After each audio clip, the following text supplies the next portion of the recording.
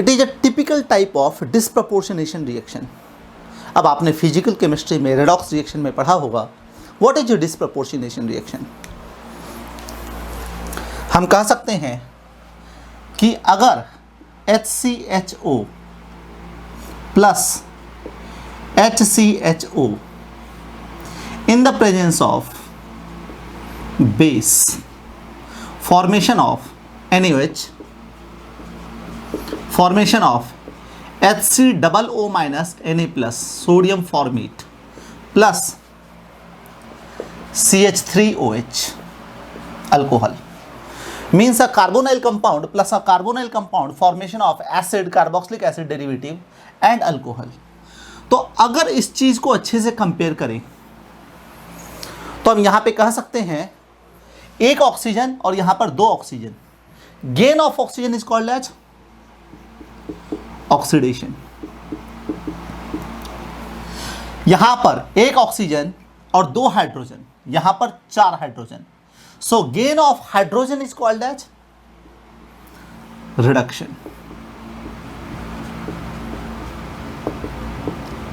So what we are observing, जो हम यहां पे देख रहे हैं, the same element undergo oxidation as well as reduction, so it is called as disproportionation। when same element or compound undergo oxidation and reduction simultaneously, such reaction is called as disproportionation reaction।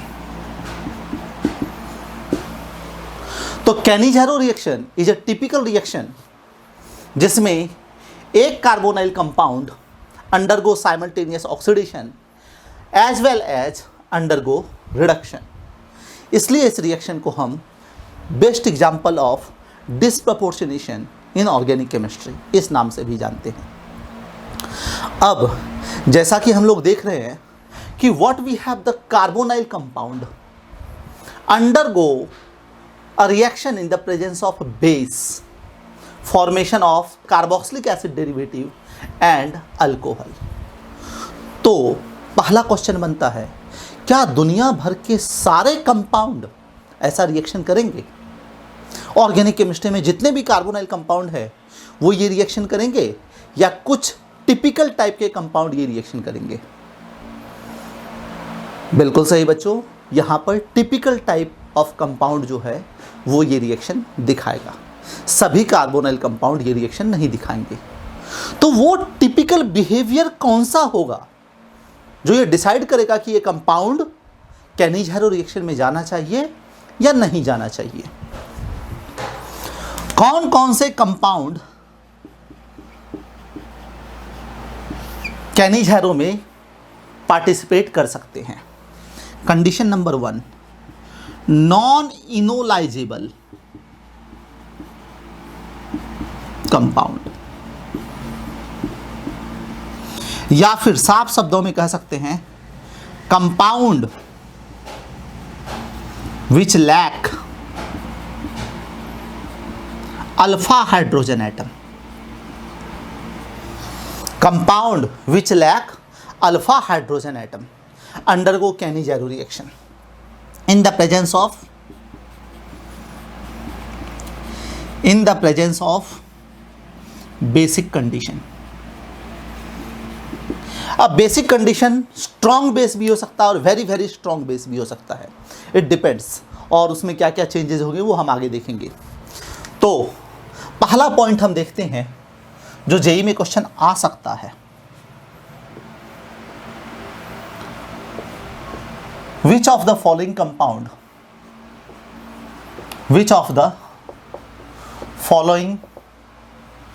compound can perform Cannizzaro reaction? Cannizzaro's RXN short form reaction. For example,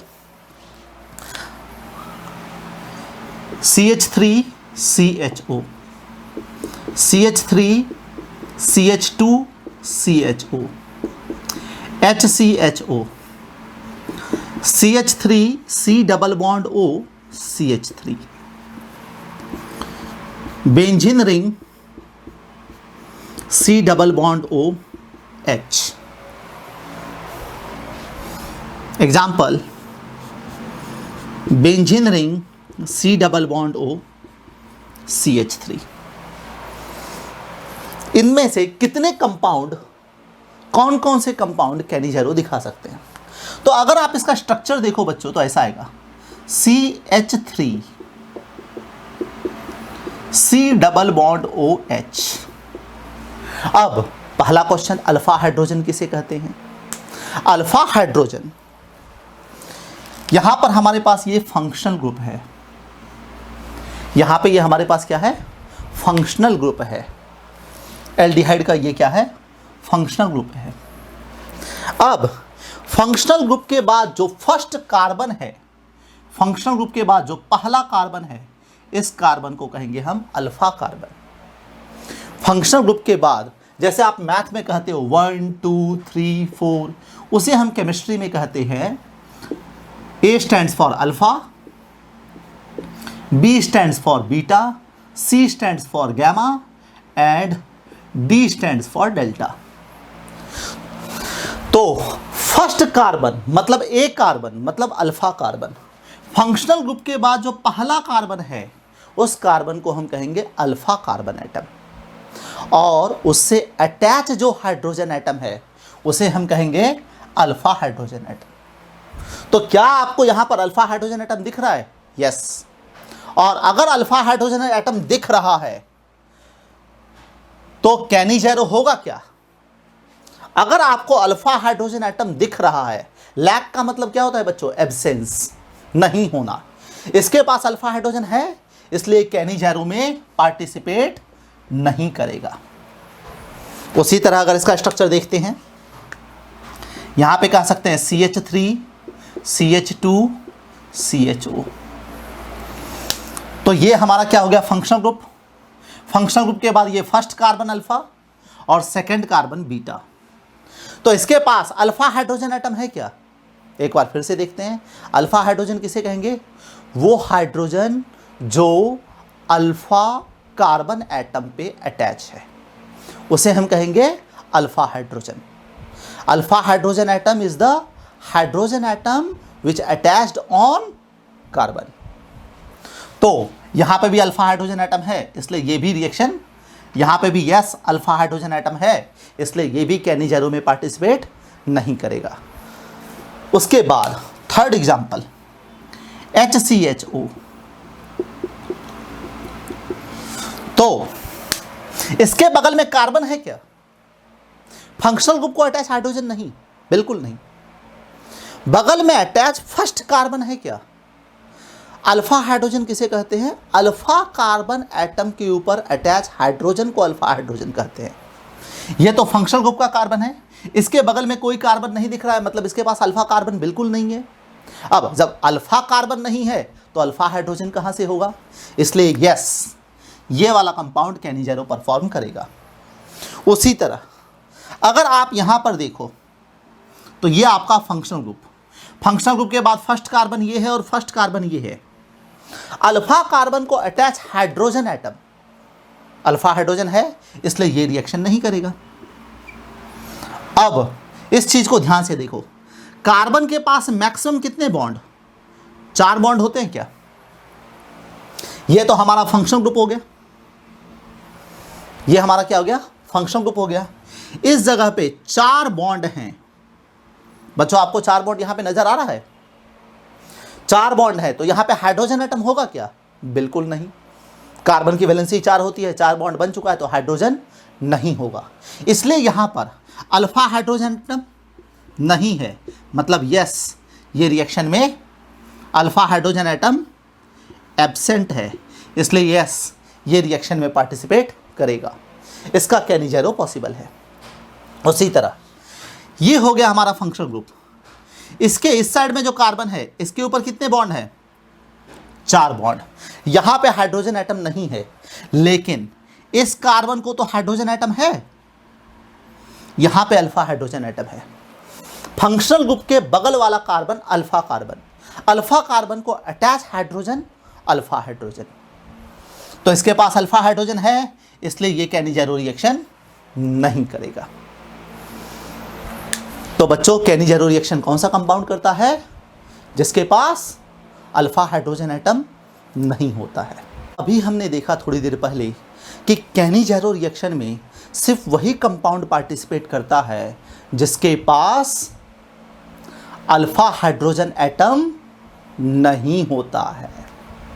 for example, इन सभी examples में एक compound ये और एक compound ये दोनों compound हैं जो कैनिजेरो रिएक्शन में परफॉर्मेंस दे रहे हैं, पार्टिसिपेट कर रहे हैं। अब देखते हैं अगर ये कैनिजेरो रिएक्शन में जाता है तो क्या बनता है। For example, HC+OH 2 mole in the presence of base. For example base ले लेते हैं KOH, फॉर एग्जाम्पल बेस ले लेते हैं KOH या NaOH। तो हम कहेंगे HC+OH, ये पहला मॉलिक्यूल था, HC+OH, ये दूसरा मॉलिक्यूल था। अब ये दोनों मॉलिक्यूल जो है कैनिजेरो में परफॉर्म करेंगे। हमें पता है कैनिजेरो डिस्प्रपोर्शन का एग्जांपल है, मतलब एक कंपाउंड ऑक्सीडेशन में जाएगा और दूसरा कंपाउंड रिडक्शन में जाएगा। एक कंपाउंड ऑक्सीडेशन में जा रहा है, मतलब क्या कहेंगे, what we have the gain of oxygen, और पोटाशियम जो है इसको रिप्लेस कर देगा। और दूसरा कंपाउंड रिडक्शन में जाएगा तो ये डबल बॉन्ड टूट के सिंगल बॉन्ड H और ये H। Gain of oxygen is oxidation, gain of hydrogen is reduction, इसलिए कंपाउंड साइमल्टेनियस ऑक्सीडेशन और रिडक्शन में जाता है। फॉर एग्जाम्पल, सेकेंड कंपाउंड हम लेते हैं, इसका नाम क्या होगा बच्चों? कॉमन नेम होगा फॉर्मल्डिहाइड, इसका कॉमन नेम होगा पोटाशियम फॉर्मेट, और इसका कॉमन नेम होगा मिथाइल अल्कोहल। तो इसका आईयूपीएसी नेम क्या आएगा? इसका आईयूपीएसी नेम आएगा मिथेनॉल, इसका आईयूपीएसी नेम आएगा मिथेनॉल, इसका IUPAC name potassium format, potassium format. तो इसे हम मिथएनओइक एसिड कहते हैं, तो मिथएनओएट, और के है तो यहां पे लग जाएगा पोटाशियम। तो इसका आईयूपीएसी नेम क्या बन जाएगा? पोटाशियम मिथएनओएट, और इसका आईयूपीएसी नेम एक कार्बन है इसलिए मिथएन एल्डिहाइड को हम अल कहते हैं। क्लियर? उसी तरह एक कंपाउंड और है जो कैनिजेरो में जा सकता है। फॉर एग्जाम्पल, हम कहते हैं कि PH मतलब benzene ring, C+OH twice mole in the presence of base like NaOH। तो ये बनाएगा P+OH plus benzene ring, PH का मतलब फिनाइल रिंग, बेंजीन रिंग। तो ये हमारे 2 मोल हो गए। अब एक जाएगा ऑक्सीडेशन में, loss of hydrogen, gain of oxygen, और पोटाशियम सोडियम, तो सोडियम Na+O-। और सेकेंड साइड में क्या होगा? Reduction, gain of hydrogen. तो इसका नाम क्या होगा? बेंजल्डिहाइड। तो ये क्या बन जाएगा? सोडियम बेंजोएट, और ये क्या बन जाएगा? Benzyl alcohol. जहां आपके बच्चों आपको पता है पीएच का मतलब क्या है? Benzene ring, substituted benzene ring, मतलब C6H5। बेंजीन रिंग C6H6 होता है, एक जगह पे कोई ग्रुप लगा है इसलिए क्या हो जाएगा? एक हाइड्रोजन कम हो जाएगा, C6H5। पीएच मतलब फिनाइल, पीएच का मतलब क्या हुआ, फिनाइल। तो क्या आप अपने मन से और भी कोई ऐसा कंपाउंड सोच सकते हो जिसमें अल्फा हाइड्रोजन ना हो और वो रिएक्शन करता हो? कुछ ऐसा सोच सकते हो? फॉर एग्जाम्पल देखो, अगर हम बात करते हैं नॉन बेंजोइड एरोमेटिक कंपाउंड, ये क्या है, furan, non benzenoid aromatic compound, इसके साथ CHO 2 mole in the presence of base NaOH, in the presence of base NaOH, तो ये क्या देगा, non benzenoid aromatic compound, just copy paste रहेगा और यहां पे होगा CH double bond O plus non benzenoid aromatic compound उसी तरह रहेगा और यहां पे रहेगा C डबल बॉन्ड OH। अब एक जगह पे रिडक्शन और दूसरे जगह पे ऑक्सीडेशन, एक जगह पे रिडक्शन मतलब गेन ऑफ हाइड्रोजन और दूसरे जगह पे ऑक्सीडेशन मतलब loss of hydrogen, gain of oxygen. अब यहां पे सोडियम है इसलिए, तो केनी-झारो रिएक्शन को बहुत डिटेल में सोचना पड़ता है क्या? बिल्कुल नहीं, बहुत आसान है। एक कंपाउंड का रिडक्शन कर दो और दूसरे कंपाउंड का ऑक्सीडेशन कर दो। रिडक्शन मतलब गेन ऑफ हाइड्रोजन और ऑक्सीडेशन मतलब गेन ऑफ ऑक्सीजन।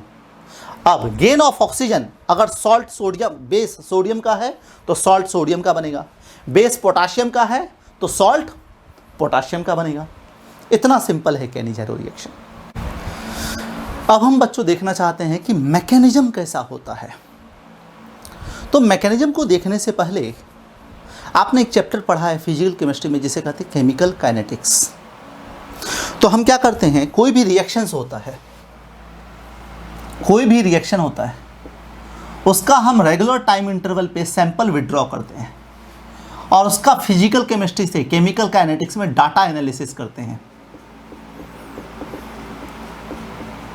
और data analysis, experimental data analysis, experimental data analysis करते हैं और वहां से हम उसका निकालते हैं रेट लॉ।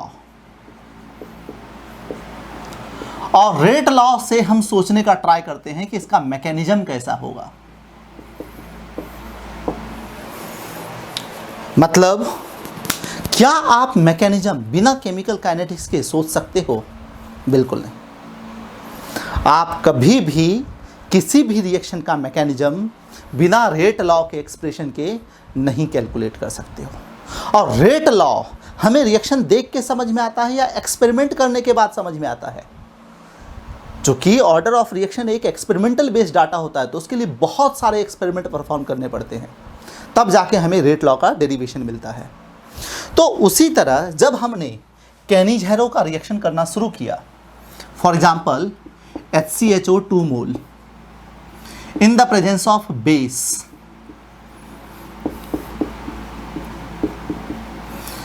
तो हमें मिला HCOO minus carboxylate ion plus CH3OH। अब सोडियम है तो यहां पे क्या आएगा, सोडियम फॉर्मेट। तो हमने बहुत सारा एक्सपेरिमेंट परफॉर्म करके एक एक्सपेरिमेंटल डाटा निकाला कि इसका रेट लॉ आता है R is equal to K into HCHO का पावर 2 और बेस का पावर 1। ये एक्सपेरिमेंटल डाटा है। अब ये कहां से आया, ये आपके सिलेबस में नहीं है। ये कैसे आया सर, तो ये आपके सिलेबस में फिलहाल नहीं है। सो आपको ये ध्यान में रखना होगा कि ये हमने केमिकल काइनेटिक्स से इसका डेरिवेशन निकाला और हमें पता चला कि rate of reaction is equal to rate constant HCHO का पावर 2 और OH माइनस का power 1। Means overall it is following third order kinetics. Overall it is following third order kinetics. और फिर हमने यहां से इसका मैकेनिज्म सोचने का ट्राई किया। अब ये कब आएगा, इफ, तो दो कंडीशन मैंने आपको बताई थी। एक, अगर बेस स्ट्रॉन्ग है और लो कॉन्सेंट्रेशन में है, और दूसरा बहुत ज़्यादा कॉन्सेंट्रेशन में है, वेरी हाई कॉन्सेंट्रेशन। तो ये वाला जो ऑब्जर्वेशन था, this is applicable for strong base at low concentration. Strong base at low concentration. अब चूंकि rate law is applicable only for slow step, fast step के लिए हम रेट लॉ पता ही नहीं कर सकते। फिर हमने इस मैकेनिज्म का कंक्लूजन निकाला कि हो सकता है शायद मैकेनिज्म ऐसा हो, HCH double bond O, this is one formaldehyde molecule. इसके साथ सबसे पहले स्ट्रॉन्ग बेस रिवर्सिबल रिएक्शन, बहुत ही स्पीड में ये रिएक्शन होता है, फास्ट स्टेप रिएक्शन। तो हमारे पास मॉलिक्यूल है फॉर्मल्डिहाइड। फॉर्मल्डिहाइड OH माइनस के साथ एक फास्ट स्टेप रिएक्शन होता है। स्टेप नंबर 1 कह सकते हैं इसको, स्टेप नंबर 1 कह सकते हैं। अब OH माइनस जिसके पास निगेटिव चार्ज है वो होता है न्यूक्लियोफाइल। जिसके पास निगेटिव चार्ज है वो क्या होता है? न्यूक्लियोफाइल। अब यहां पे ये वाला कार्बन और ये oxygen, oxygen is more electronegative atom than carbon. Electronegativity मतलब क्या होता है? टेंडेंसी टू एक्सेप्ट इलेक्ट्रॉन, मतलब इलेक्ट्रॉन को खींच के लेने वाला ऑक्सीजन। तो यहां पे अगर हम बात करते हैं तो HCH, कार्बन और ऑक्सीजन में ज्यादा इलेक्ट्रोनिगेटिव कौन है? Oxygen atom. इसलिए ये जो पाई इलेक्ट्रॉन है, इस पाई डबल बॉन्ड में पाई इलेक्ट्रॉन होता है, पढ़ा होगा आपने एल्कीन में। सो यहां पे ये वाला इलेक्ट्रॉन खींच के ले लेगा, इसलिए यहां पे ऑक्सीजन के ऊपर माइनस चार्ज और कार्बन के ऊपर प्लस चार्ज। ऐसा क्यों हुआ? क्योंकि ऑक्सीजन इलेक्ट्रॉन खींच के ले लिया तो oxygen electron rich centre minus sign से डोनेट करते हैं और electron deficient centre plus sign से डोनेट करते हैं। मतलब ये वाला कार्बन प्लस चार्ज मतलब इलेक्ट्रॉन कम, मतलब इलेक्ट्रोफिलिक इन नेचर। इसलिए ये वाला जो कार्बन है यहां पर, it behave like electrophilic carbon, electrophilic carbon. अब इसके पास इलेक्ट्रॉन कम है और इसके पास इलेक्ट्रॉन ज्यादा है, तो बच्चों बॉन्डिंग और दोस्ती किसके बीच में होगी? क्योंकि इसके पास ये इलेक्ट्रॉन रिच सेंटर है, न्यूक्लियोफाइल है, ये क्या है? न्यूक्लियोफाइल है, इलेक्ट्रॉन रिच सेंटर है, और ये वाला कार्बन इलेक्ट्रॉन डेफिशिएंट सेंटर है, इसलिए ये इसके ऊपर अटैक करेगा। इसलिए यहां पे कार्बन के ऊपर क्या आ जाएगा? OH ग्रुप आ जाएगा। यहां पे कार्बन के ऊपर क्या आ जाएगा? OH ग्रुप आ जाएगा। ये हुआ पहला स्टेप। फर्स्ट स्टेप में क्या हुआ बच्चों? Nucleophilic attack on electrophilic carbonyl carbon to yield oxygen के ऊपर minus charge, negative charge anion, to yield an intermediate anionic complex.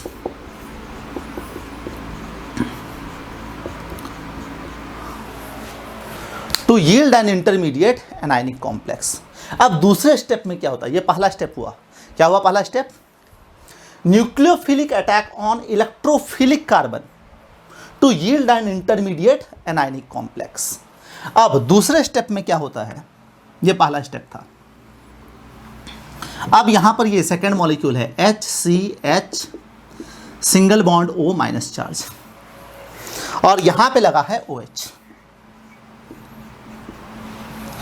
अब इस जगह पे second molecule of carbonyl carbon attack करता है, तो हम बोलते हैं सेकेंड फॉर्मल्डिहाइड मॉलिक्यूल अटैक करता है। और ये बहुत ही स्लो स्टेप है। स्लो स्टेप में हम केमिकल काइनेटिक्स अप्लाई कर सकते हैं, मशीन पे रिएक्शन स्टडी कर सकते हैं। दुनिया में हम जितने भी मशीन पे रिएक्शन को स्टडी करते हैं वो हमेशा स्लो स्टेप रिएक्शन होता है, इसलिए उसे हम कहते हैं rate determining step, slow step. अब यहाँ पर ये कंपाउंड जो है अपना हाइड्रोजन डोनेट करता है विद निगेटिव चार्ज। तो हाइड्रोजन के ऊपर निगेटिव चार्ज, Cl के ऊपर माइनस चार्ज क्लोराइड, ऑक्सीजन के ऊपर माइनस चार्ज ऑक्साइड। तो हाइड्रोजन के ऊपर माइनस चार्ज, इसे हम कहते हैं हाइड्राइड, इसे हम कहते हैं हाइड्राइड। अब कभी आपने सुना है कि कार्बन और हाइड्रोजन में कभी H- बनता होगा? इसकी स्टेबिलिटी होने की चांसेस है क्या? इसलिए ये चीज रिलीज नहीं होता है, पूरा सिस्टम से बाहर नहीं जाता है, क्योंकि ये इम्पॉसिबल थिंग है। ये ट्रांसफर होता है, थोड़ी देर के लिए बनता है और तुरंत ट्रांसफर होता है। इसलिए यहां पे इसे हम कहते हैं हाइड्राइड ट्रांसफर रिएक्शन। मतलब यहां पे जो माइनस चार्ज है ये यहां पे बॉन्ड बनाने का ट्राई करेगा, और ये जो हाइड्रोजन एटम है इसका दोनों इलेक्ट्रॉन लेके H-। अब आपको पता है कि ये जो कार्बोनाइल का कार्बन होता है, ये जो कार्बोनाइल का कार्बन होता है ये इलेक्ट्रोफिलिक नेचर होता है, इलेक्ट्रॉन को अट्रैक्ट करता है। इसलिए इस हाइड्रोजन पे माइनस चार्ज और ये तुरंत यहां पे अटैक हो जाएगा। अब इस तरह से अटैक होगा तो क्या क्या बनेगा? HC और ये लोन पेयर डबल बॉन्ड, क्या बनेगा? HC डबल बॉन्ड O, और यहां पर बनेगा OH, यहां पे बनेगा OH प्लस यहां से जो हाइड्राइड ट्रांसफर हुआ, हाइड्राइड जो हुआ ट्रांसफर हुआ, ये यहां पर हुआ तो ये कार्बन था। अब ये वाला ऑक्सीजन यहां पाई बॉन्ड टूट जाएगा, तो ऑक्सीजन के ऊपर माइनस चार्ज, यहां पे हाइड्रोजन, यहां पे हाइड्रोजन, और यहां से जो हाइड्रोजन ट्रांसफर हुआ वो हाइड्रोजन यहां ट्रांसफर हुआ। तो सेकेंड स्टेप में क्या होता है? Second step is the slow step, rate determining step. यहां पे हाइड्राइड ट्रांसफर रिएक्शन होता है, और जहां पे स्लो स्टेप में दोनों मॉलिक्यूल अटैक कर रहे हैं क्या? दोनों मॉलिक्यूल अटैक कर रहे हैं क्या? और ये बेस कैटालाइज्ड होता है। तो देखो स्लो स्टेप में दोनों molecule in the presence of basic condition काम कर रहे हैं क्या? तो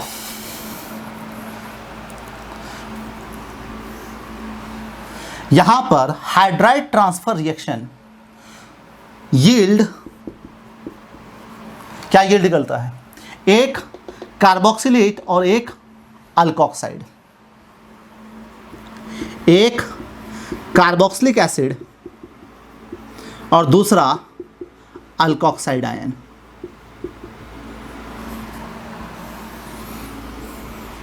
दूसरा अल्कोक्साइड आयन। अब तीसरे स्टेप में, फर्स्ट स्टेप, स्टेप 1, स्टेप 2 और स्टेप 3, तीसरे स्टेप में ये दोनों मॉलिक्यूल आपस में रिएक्ट करते हैं और प्रोटॉन ट्रांसफर रिएक्शन करते हैं। तो यहां पे हम कह सकते हैं कि हमारे पास एक मॉलिक्यूल था HC double bond O OH plus दूसरा मॉलिक्यूल था CH3O माइनस, और यहां पर रैपिड प्रोटॉन ट्रांसफर रिएक्शन होता है, प्रोटॉन ट्रांसफर रिएक्शन होता है। मतलब यहां से इसका proton H plus carboxylic acid है, एसिडिक नेचर है, अल्कोक्साइड आयन है, बेसिक नेचर है। क्लियर? तो carbon C double bond O minus charge plus CH3OH। अब जो कि हमारे पास बेस था NaOH, NaOH का OH माइनस यहां पे अटैक हुआ तो क्या बचा था हमारे पास?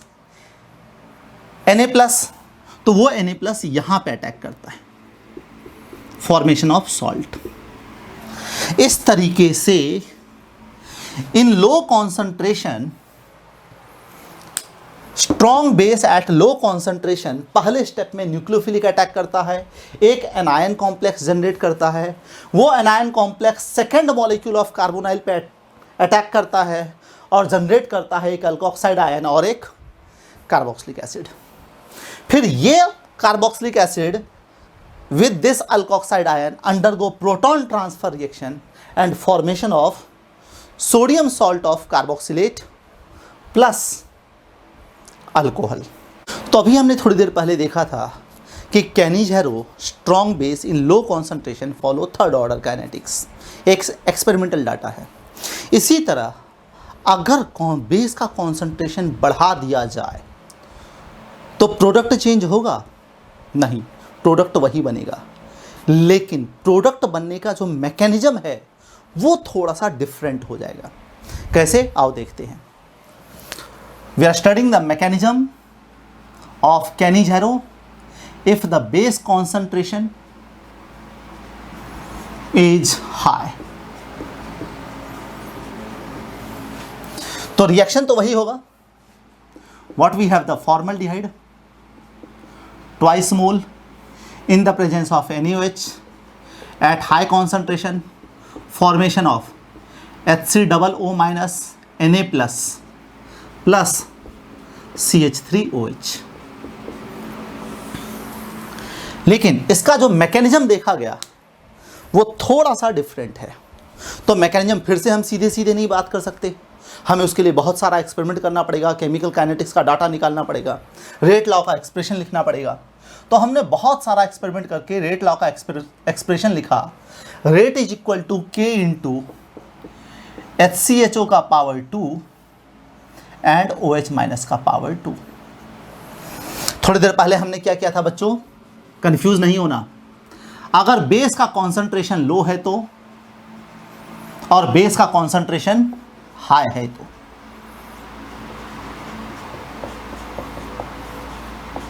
अगर बेस का कॉन्सेंट्रेशन लो है, R is equal to formaldehyde second order and base first order. यहां पर फॉर्मल्डिहाइड सेकेंड ऑर्डर और बेस भी second order, means in this condition it follow third order reaction and in this condition it follow fourth order reaction। third order kinetics, fourth order kinetics, both are bimolecular reaction। यहाँ पे भी दो molecule होते हैं bimolecular, और ये वाला भी कौन सा रिएक्शन होता है, बायमोलिकुलर, क्योंकि 2 मोल ही लगता है दोनों कंडीशन में। पिछले रिएक्शन में भी 2 मोल लगा था और इस रिएक्शन में भी 2 मोल लगा है, तो दोनों कंडीशन में 2 मोल रिएक्ट होता है, इसलिए bimolecular reaction. It follow third order kinetics and it follow fourth order kinetics. तो अब रिएक्शन से हमें रेट लॉ से सीधे सीधे पता चलता है कि यहाँ पे बेस जो है वो एक बार अटैक हुआ है, तो यहाँ पे जो बेस है वो 2 बार अटैक होगा। यहाँ पे हमने NaOH को पिछले रिएक्शन में 1 बार अटैक करवाया था, अब यहाँ पे OH का पावर 2 है, मतलब बेस कितनी बार अटैक करेगा, 2 बार अटैक करेगा। आओ मैकेनिज्म देखते हैं अब इसका कि कैसे रिएक्शंस होता है। तो हमारे पास है HC डबल बॉन्ड OH और यहां पर है हमारे पास NaOH, उसका बेस न्यूक्लियोफाइल OH माइनस। ये अटैक होगा यहाँ पे इलेक्ट्रोफिलिक कार्बन पे, ये पाई बॉन्ड टूट जाएगा, तो कैसा बनेगा compound, HC single bond O minus, इसके साथ H, और यहाँ पे अटैक होगा OH। अब सेकेंड टाइम में एक और बार, ये फास्ट स्टेप होता है, it is very fast step reaction. Second time में एक बार और जो है OH माइनस अटैक होगा। तो पहली बार में OH माइनस अटैक करके क्या बना रहा है, एक एनायनिक कॉम्प्लेक्स बना रहा है। अब ये एक बार OH और अटैक होगा तो ये वाला जो हाइड्रोजन है ये लॉस हो जाएगा, इसके साथ यहां से H और यहां से OH, लॉस ऑफ वाटर। तो इस बार यहां पे जो बचेगा ऑक्सीजन माइनस H और ये वाटर वाला ऑक्सीजन माइनस। चूंकि यहां पे पावर 2 है, मतलब बेस कंपोनेंट 2 बार अटैक करता है, बेस कंपोनेंट 2 बार अटैक करता है, इसलिए ये क्या बनाता है, डाई एनायन कॉम्प्लेक्स। अब अगर रिएक्टिविटी की बात करोगे, सर ज़्यादा रिएक्टिव कौन होगा, मोनो एनायन कॉम्प्लेक्स ज़्यादा रिएक्टिव होगा या डाई एनायन कॉम्प्लेक्स ज़्यादा रिएक्टिव होगा, तो ऑफ कोर्स बच्चों, अगर रिएक्टिविटी की आप बात करते हो तो di anion complex is more reactive than simple anion complex, simple anion complex and di anion complex. तो इस बार अब स्टेप 2 में मोनो एनायन से रिएक्शन स्टार्ट करेंगे या डाई एनायन से रिएक्शन स्टार्ट करेंगे? रिएक्टिविटी किसकी ज़्यादा है? डाई एनायन कॉम्प्लेक्स की। बेस्ट हाइड्राइड डोनर कौन है? रिएक्टिविटी कहने का मतलब कि कौन जल्दी से हाइड्रोजन देगा, कौन जल्दी से हाइड्रोजन देगा। बेस्ट हाइड्राइड डोनर कौन है?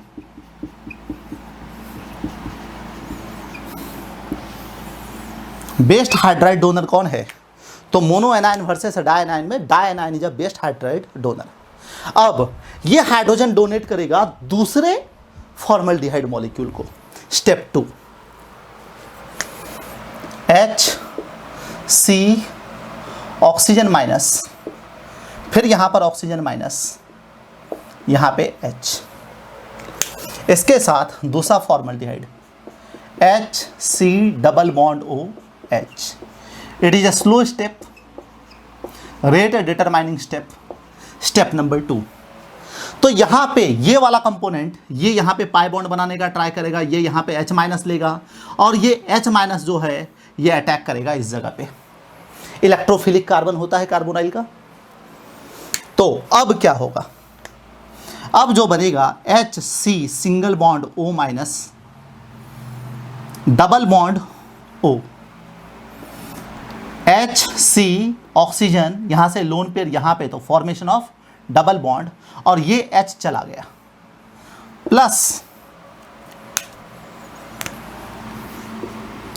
HCO, इसका जो पाई इलेक्ट्रॉन था ये टूट के ऑक्सीजन के ऊपर minus charge, HCH pi bond टूट के ऑक्सीजन के ऊपर माइनस चार्ज, और ये जो हाइड्रोजन था ये वाला हाइड्राइड ट्रांसफर हो गया। This is the hydride transfer RXN reaction. अब यहां पर Na प्लस तो यहीं पे बन गया, क्लियर। तो यहां पे Na प्लस O माइनस के साथ यहां पे OH माइनस अटैक हुआ था, तो यहां पे क्या बन गया? Na plus. ये सॉल्ट तो यहीं पे बन गया। अब क्वेश्चन है इसका अल्कोहल कैसे बनेगा?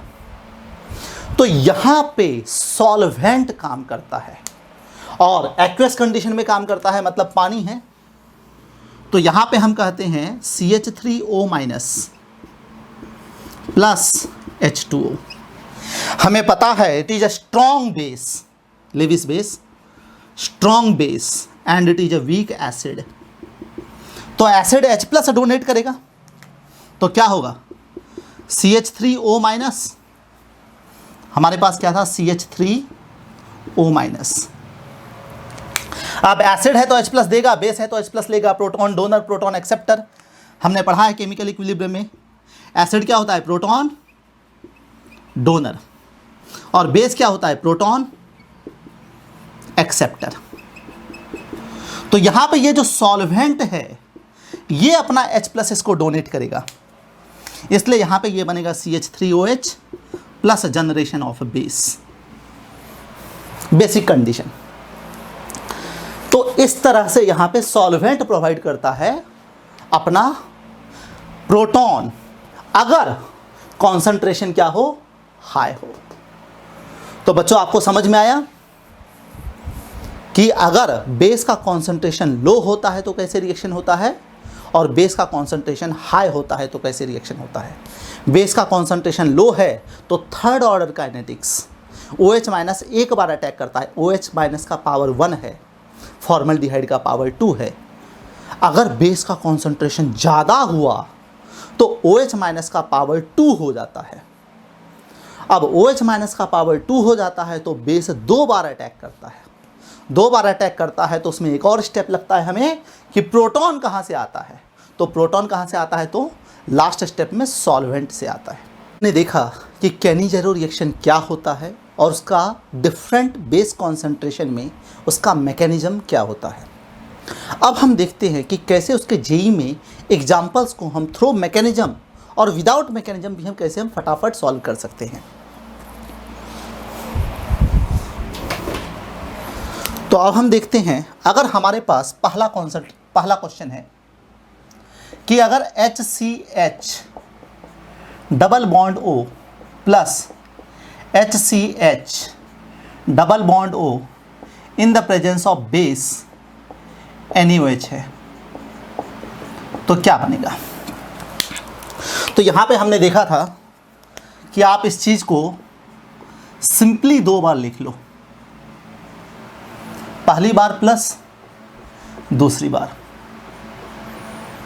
अब यहाँ पर आपको रिडक्शन करना है, रिडक्शन का मतलब गेन ऑफ हाइड्रोजन, इसलिए गेन ऑफ हाइड्रोजन में आप यहाँ पे H अटैक करवा दो और यहाँ पे H अटैक करवा दो।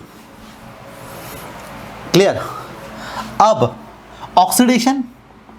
ऑक्सीडेशन में loss of hydrogen and gain of oxygen, तो यहाँ पे ऑक्सीजन और Na अटैक करवा दो। विदाउट मैकेनिज्म आप क्वेश्चन को इतना आसानी से सॉल्व कर सकते हो, लेकिन विद मैकेनिज्म भी पढ़ना बहुत ज़रूरी है। फॉर एग्जाम्पल, अगर हम क्वेश्चन को मॉडिफाई कर दें, अगर हम कहें यहाँ पे ड्यूटेरियम है, कार्बन है, हाइड्रोजन है, डबल बॉन्ड ऑक्सीजन है, प्लस ड्यूटेरियम है, कार्बन है, हाइड्रोजन है, प्लस डबल बॉन्ड ऑक्सीजन है, इन द प्रेजेंस ऑफ NaOH है। अब क्या करेंगे, तो अब थोड़ा मैकेनिज्म थोड़ा सा समझते हैं कि यहाँ पर हमारे पास ड्यूटेरियम है, कार्बन है, डबल बॉन्ड ऑक्सीजन है और हाइड्रोजन है। पहली बार NaOH का बेस अटैक करेगा, तो यहाँ पे बेस अटैक करेगा OH माइनस, इसलिए ये ऑक्सीजन हो जाएगा माइनस चार्ज, एनाइन कॉम्प्लेक्स। अब सेकेंड टाइम पे अनदर बेस मॉलिक्यूल अटैक करेगा, D डबल बॉन्ड OH। अब यहां पर दिक्कत ये है कि ये ड्यूटेरियम ट्रांसफर होगा कि ये हाइड्रोजन ट्रांसफर होगा। तो हमें पता है CH वर्सेस CD, इन दोनों में CH का बॉन्ड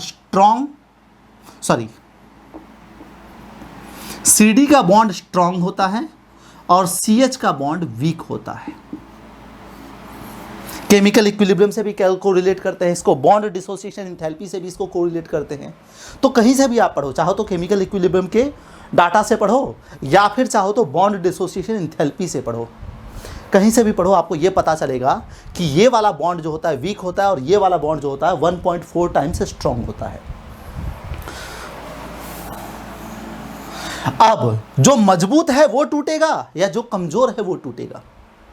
ऑफ कोर्स बच्चों, जो कमजोर है वो टूटेगा, इसलिए यहां से हाइड्रोजन टूटता है, मतलब यहां से H प्लस ट्रांसफर मैकेनिज्म होता है, sorry H minus hydride ion transfer mechanism होता है। अब ये ट्रांसफर होगा तो क्या बनेगा, deuterium C oxygen double bond OH plus deuterium carbon single bond oxygen minus H और H। उसके बाद आपको पता है प्रोटॉन ट्रांसफर मैकेनिज्म होता है, तो यहां से प्रोटॉन ट्रांसफर हो जाता है इस जगह पे और यहां पे NaOH का Na अटैक हो जाता है। तो अगर आप कलर अच्छे से मेंटेन करते हो तो यहां पे ब्लू कलर का OH है, ब्लू कलर का OH है। तो सबसे पहले क्या होता है, ये हाइड्रोजन यहां ट्रांसफर हुआ, ये वाला जो हाइड्रोजन है ब्लैक कलर का, ये यहां ट्रांसफर हुआ। अब यहां पे ब्लू कलर का ऑक्सीजन था, अब यहां का जो हाइड्रोजन है वो इस जगह पे लॉस्ट हुआ, गेन हुआ है, यहां से लॉस्ट होकर यहां पे गेन हुआ है। तो इस तरह से जो आपका प्रोडक्ट बना, जो जेई में इसका आंसर आएगा वो क्या आएगा,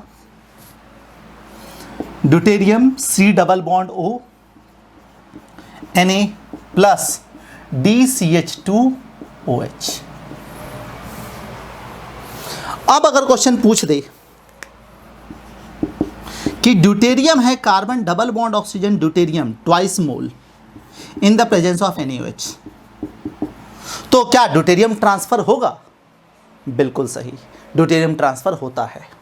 तो यहां पे होगा DC double bond O D plus DC double bond O D और यहां पे बनता है इसका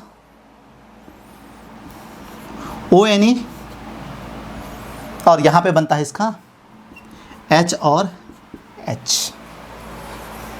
हम बात करते हैं कि आखिर वो कौन सा फैक्टर है जिसकी वजह से कैनिज़ेरो नहीं होगा।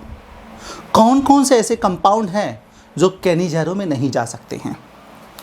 तो अगर हमारे पास है HC डबल बॉन्ड OH, तो ये कैनिज़ेरो में जाता है क्योंकि it lack alpha hydrogen atom, it lack alpha hydrogen atom. अब अगर हम बात करें, यहां पे हमारे पास बेंजीन रिंग है, नाइट्रोजन का लोन पेयर है, यहां पे इथाइल ग्रुप है, यहां पे भी इथाइल ग्रुप है, C डबल बॉन्ड OH। क्या ये compound alpha hydrogen atom contain करता है? देखते हैं।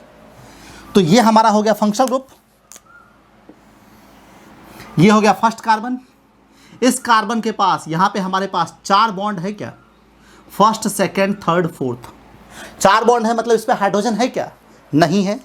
मतलब this compound also lack alpha hydrogen atom. अब इसके पास अल्फा हाइड्रोजन एटम नहीं है, तो एक कैनिज़ेरो में जा सकता है या नहीं जा सकता है? जाना चाहिए, लेकिन आंसर है नहीं जाता है। देखते हैं ऐसा क्यों होता है। तो कैनिज़ेरो के लिए जो लगता है वो क्या लगता है बच्चों? HCH double bond O। सबसे पहले यहाँ पे बेस अटैक होता है OH, फिर यहाँ पे बनता है एनायन कॉम्प्लेक्स, फिर यहाँ पे सेकेंड मॉलिक्यूल अटैक होता है, और यहाँ से H माइनस इस पे अटैक होता है। मतलब सबसे इंपॉर्टेंट कंडीशन है, ये जो सेकेंड कार्बन है इसका इलेक्ट्रोफिलिक नेचर, इसका इलेक्ट्रोफिलिक नेचर। जितना ज़्यादा ये इलेक्ट्रोफिलिक होगा उतना जल्दी हाइड्रोजन ट्रांसफ़र होगा, उतना जल्दी हाइड्रोजन ट्रांसफ़र होगा। लेकिन जितना इलेक्ट्रोफिलिक नेचर कम हो जाएगा उतना हाइड्रोजन ट्रांसफ़र नहीं होगा। तो more electrophilic nature of carbonyl carbon, more electrophilic nature of carbonyl carbon क्या जनरेट करता है? Faster will be Cannizzaro reaction, faster will be Cannizzaro's reaction. अब यहां पे देखते हैं, नाइट्रोजन अपना यहां से माइनस आई इफेक्ट लेता है, क्योंकि कार्बन और नाइट्रोजन में ज़्यादा इलेक्ट्रोनेगेटिव कौन है? नाइट्रोजन है, तो माइनस आए। लेकिन नाइट्रोजन अपना लोन पेयर देगा तो प्लस आर इफेक्ट होगा। हमें पता है minus I versus plus R, इसमें प्लस आर डोमिनेट करता है, इसलिए ये इलेक्ट्रॉन देगा। अब ये इलेक्ट्रॉन देगा तो क्या बनाएगा? नाइट्रोजन ने अपना इलेक्ट्रॉन दे दिया तो पॉजिटिव चार्ज,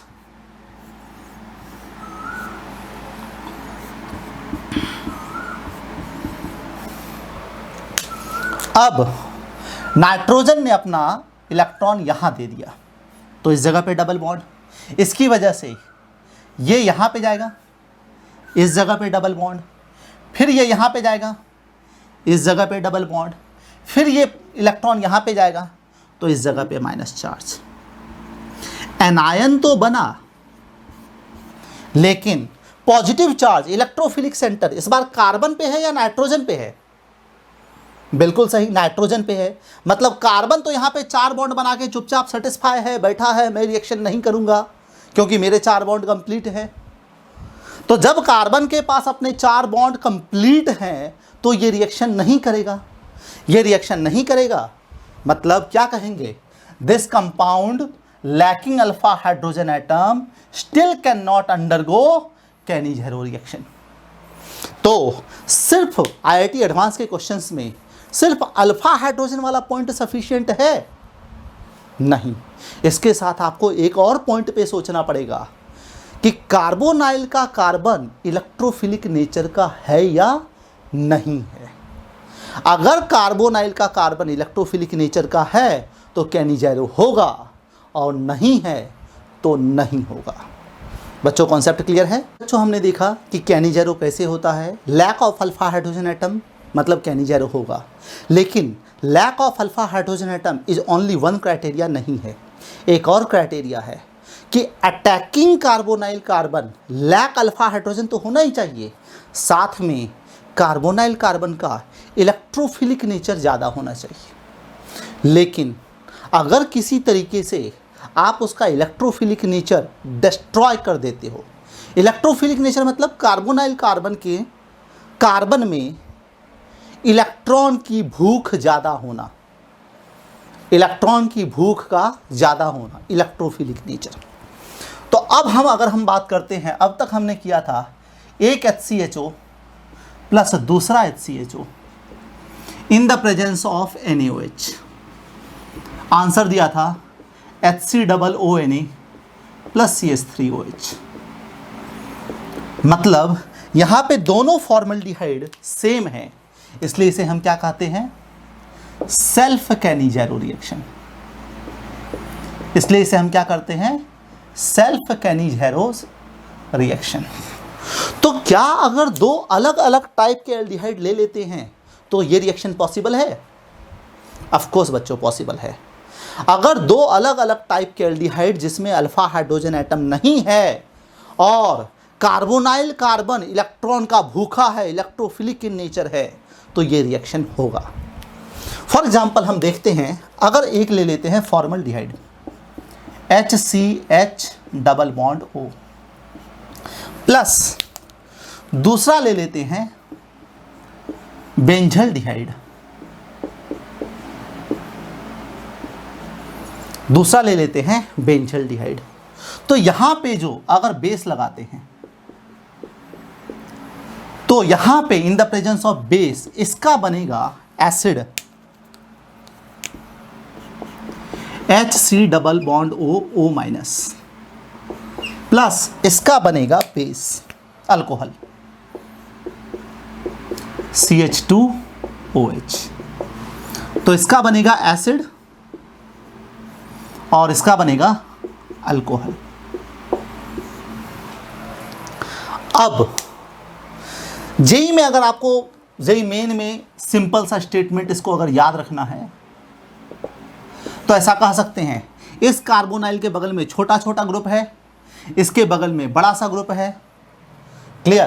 तो जो इलेक्ट्रोफिलिक अटैक होगा वो इस पे फास्ट होगा या इस पे फास्ट होगा?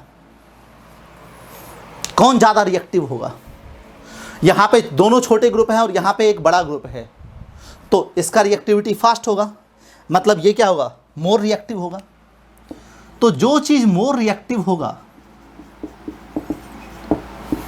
उसका बनेगा acid. Out of two component जो कंपोनेंट मोर रिएक्टिव होगा उसका बनेगा एसिड। चलो इसको मैकेनिज्म के थ्रू समझते हैं।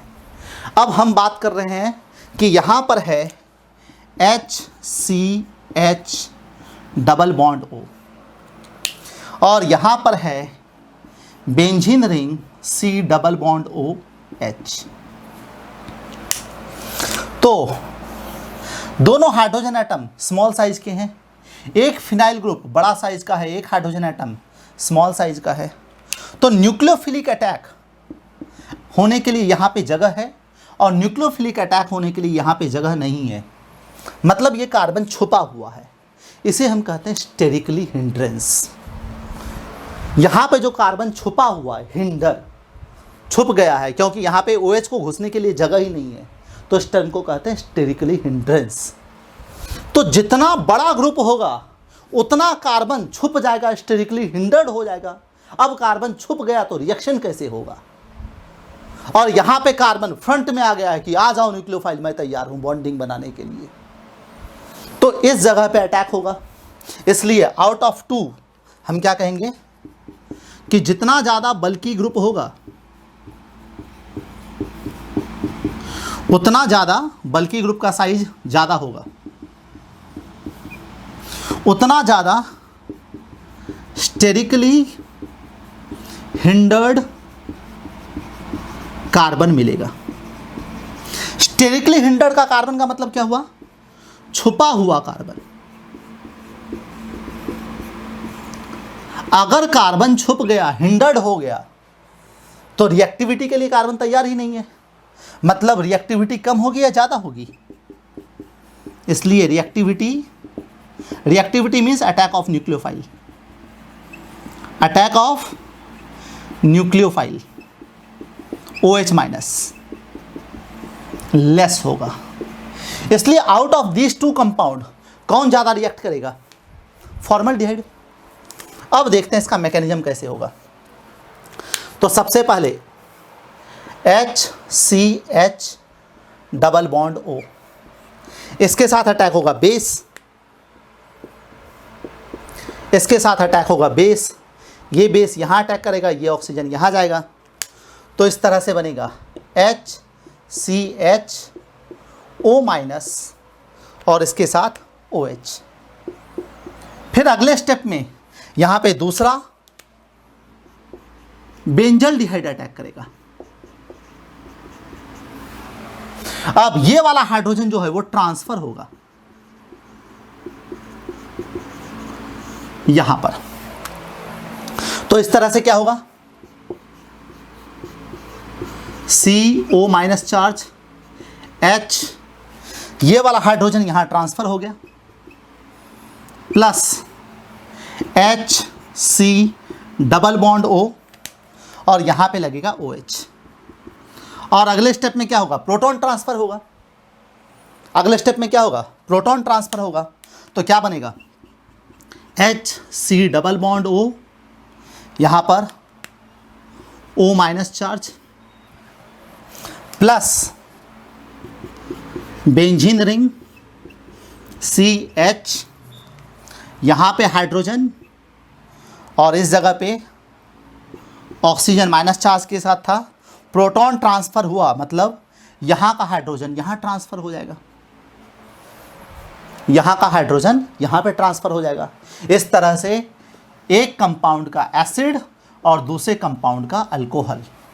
तो बच्चों जेई में सॉल्व करने के लिए ट्रिक में क्या याद रखें, क्रॉस कैनिज़ेरो रिएक्शन, दो अलग अलग टाइप मतलब क्रॉस, दो सेम टाइप मतलब सेल्फ, दो अलग अलग टाइप मतलब क्रॉस कैनिज़ेरो रिएक्शन।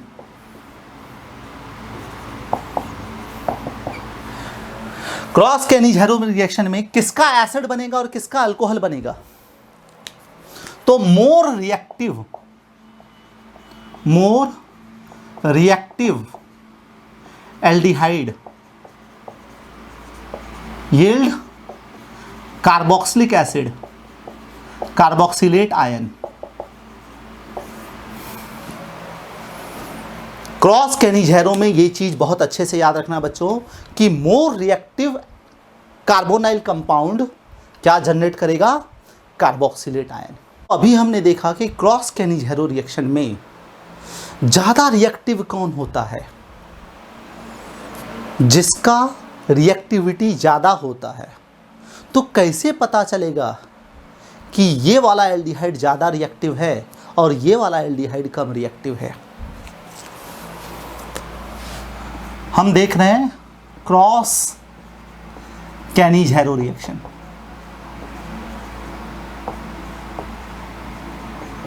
हम देख रहे हैं बच्चों क्रॉस कैनिज़ेरो रिएक्शन।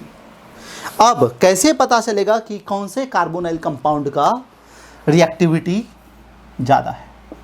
तो अगर ये हमारे पास ग्रुप R है कार्बोनाइल कंपाउंड, अगर ये R इलेक्ट्रॉन डोनेटिंग ग्रुप है,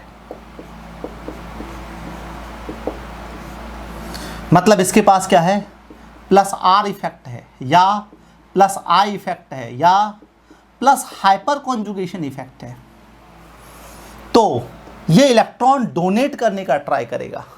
मतलब इलेक्ट्रॉन ये यहाँ से यहाँ पे डोनेट करने का ट्राई करेगा। मतलब कार्बन की इलेक्ट्रोफिलिसिटी, कार्बोनाइल कार्बन का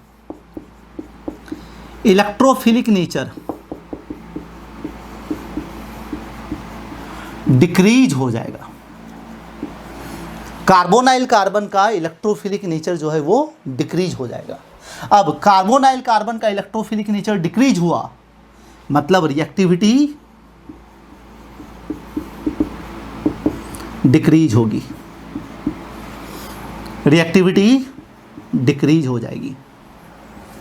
और इसके रिवर्स में अगर यहाँ पे हमारे पास कोई कार्बोनाइल ग्रुप है और इसका R group electron withdrawing group है, मतलब उसके पास -R इफेक्ट है, -I इफेक्ट है, या दोनों है, तो यहां से इलेक्ट्रॉन खींच लेगा, इलेक्ट्रॉन विड्रॉ कर लेगा, इलेक्ट्रॉन खींच लेगा। इलेक्ट्रॉन खींच लेगा मतलब ये जो कार्बोनाइल कार्बन है, ये वाला जो कार्बोनाइल कार्बन है, कार्बोनाइल कार्बन का इलेक्ट्रोफिलिक नेचर बढ़ जाएगा, पहले इसके पास इलेक्ट्रॉन कम हो जाएगा, मतलब इसका इलेक्ट्रोफिलिक नेचर इंक्रीज हो जाएगा, मतलब इसकी रिएक्टिविटी इंक्रीज हो जाएगी। अब जिसकी रिएक्टिविटी ज़्यादा होगी क्रॉस के निजरों में उसका एसिड बनेगा, जिसकी रिएक्टिविटी ज़्यादा होगी क्रॉस के निजरों में उस कंपाउंड का क्या बनेगा, एसिड बनेगा। जैसे हम देखते हैं कि अगर हमारे पास बेंजल्डिहाइड है प्लस हमारे पास बेंजल्डिहाइड क्लोरीन है, बेंजल्डिहाइड क्या है, क्लोरीन है, तो क्लोरीन के पास कौन सा इफेक्ट है, -I इफेक्ट। क्लोरीन के पास कौन सा इफेक्ट है, -I इफेक्ट। उसके बाद +R इफेक्ट, क्योंकि क्लोरीन के पास लोन पेयर है। हमें नॉर्मली पता है कि इंडक्टिव वर्सेस रेजोनेंस में कौन ज़्यादा होता है, रेजोनेंस ज़्यादा होता है, लेकिन क्लोरीन या हैलोजन के कंडीशन में इंडक्टिव ज़्यादा होता है। आपने बहुत अच्छे से पढ़ा होगा 11th क्लास में हाइड्रोकार्बन वाले चैप्टर में कि chlorine is ortho para deactivating group. अब डीएक्टिवेटिंग मतलब हैलोजन, क्लोरीन मतलब halogen, halogen is ortho para deactivating group. तो नॉर्मली रेजोनेंस ज़्यादा होता है, लेकिन हैलोजन के केस में इंडक्टिव ज़्यादा होता है। अब इंडक्टिव ज़्यादा होता है तो इसका इलेक्ट्रॉन खींच लिया, इसका इलेक्ट्रॉन खींच लिया मतलब कार्बोनाइल कार्बन ज़्यादा इलेक्ट्रोफिलिक हो गया, ज़्यादा इलेक्ट्रोफिलिक हो गया तो ज़्यादा रिएक्टिव हो गया, और ज़्यादा रिएक्टिव हो गया तो इसका क्या बनेगा, एसिड बनेगा। ये ज़्यादा रिएक्टिव हो गया, अब ये ज़्यादा रिएक्टिव हो गया, इसलिए इसका आंसर क्या बनेगा, कार्बोक्सिलेट आयन बनेगा इन the presence of base.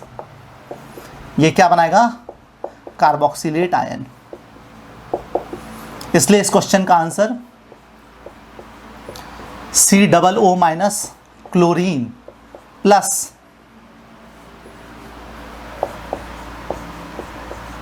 CH2OH। अगर इसी तरह एक एग्जांपल लेते हैं, यहां पे है हमारे पास बेंजल्डिहाइड प्लस यहां पे है हमारे पास अल्कोहल। अब यहां पे ऑक्सीजन के पास -I इफेक्ट है और ये लोन पेयर इधर डोनेट करता है, इसलिए इसके पास +R इफेक्ट है। तो नॉर्मली इंडक्टिव वर्सेस रेजोनेंस कौन ज़्यादा होता है बच्चों, नॉर्मली रेजोनेंस ज़्यादा होता है और हैलोजन में इंडक्टिव ज़्यादा होता है। एक बार फिर से सुन लो, नॉर्मली रेजोनेंस का ज़्यादा होता है और हैलोजन के केस में इंडक्टिव ज़्यादा होता है, तो यहाँ पे रेजोनेंस ज़्यादा होता है। अब यहाँ पे रेजोनेंस ज़्यादा होता है मतलब ये इलेक्ट्रॉन देने का ट्राई करेगा, ये इलेक्ट्रॉन देगा तो कार्बोनाइल कार्बन के इलेक्ट्रॉन की भूख खत्म हो गई, उसका इलेक्ट्रोफिलिक नेचर खत्म हो गया, और उसका इलेक्ट्रोफिलिक नेचर खत्म हुआ मतलब क्या हुआ, रिएक्टिविटी डिक्रीज हो गई, मतलब ये हो गया लेस रिएक्टिव, तो ये हो गया मोर रिएक्टिव, और मोर रिएक्टिव वाले का क्या बनेगा, कार्बोक्सिलेट आयन।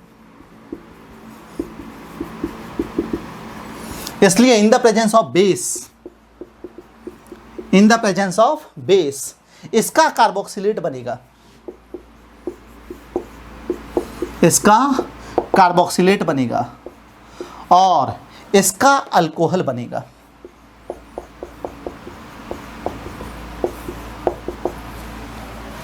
तो इस तरह से बच्चों हम जेई में, मेन में और एडवांस में कैनिज़ेरो क्रॉस कैनिज़ेरो की रिएक्टिविटी देख के डिसाइड करते हैं कि कंपाउंड किस तरह से रिएक्ट करेगा।